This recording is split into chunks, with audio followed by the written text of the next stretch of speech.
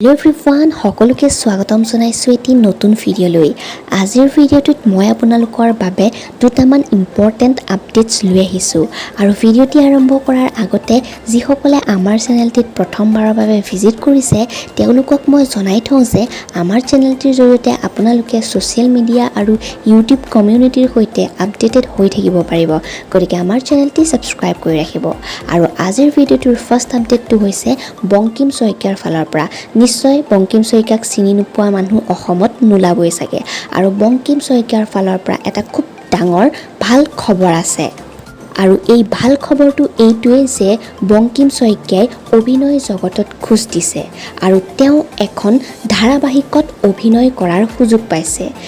তেওঁ যিখন ধাৰাবাহিকত সুযোগ পাইছে সেই ধাৰাবাহিকখনৰ নামটো হৈছে বৰষুণ আৰু এই ধাৰাবাহিকখনৰ বৰ্তমান শ্বুটিং চলি আছে আৰু ধাৰাবাহিকখন আপোনালোকে ৰং টিভিত অতি সোনকালৰ পৰাই দেখিবলৈ পাব।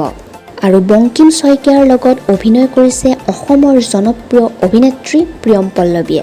গতিকে নিশ্চয় এই চিৰিয়েলখন চাবলৈ খুবেই ভাল হ'বলৈ গৈ আছে। আপোনালোকৰ বাৰু কোনে কোনে বংকিম শইকীয়াৰ অভিনয় চাবলৈ এক্সাইটেড হৈ আছে বাৰু মোক তলত কমেণ্ট কৰি জনাবচোন।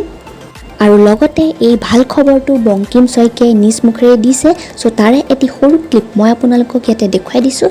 যদি সম্পূৰ্ণ ভিডিঅ'টি চাব বিচাৰে ডেছক্ৰিপশ্যনত লিংকটো দি থৈছোঁ, তাৰ পৰা আপোনালোকে চাই ল'ব পাৰিব। এটা ভাল গুড নিউজ দিব আছে আজি সকলোকে যে মই অভিনয় জগতত খোজ দিছোঁ। একচুৱেলি মই প্ৰথম খোজ, মোৰ জীৱনৰ প্ৰথম চিৰিয়েল আহি আছে।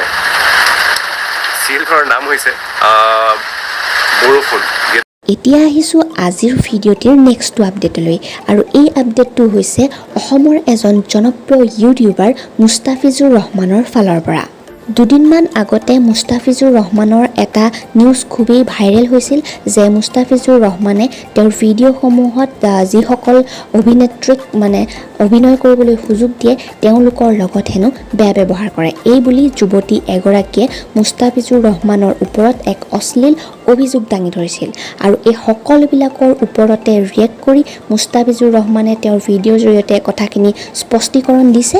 গতিকে তাৰে এটি সৰু ক্লিপ মই আপোনালোকক ইয়াতে দেখুৱাই দিছোঁ আৰু যদি সম্পূৰ্ণ ভিডিঅ'টি চাব বিচাৰে তেনেহ'লে ডেছক্ৰিপশ্যন বক্সত লিংকটো দিয়া আছে, আপোনালোকে তাৰ পৰা গৈ চাই ল'ব পাৰিব।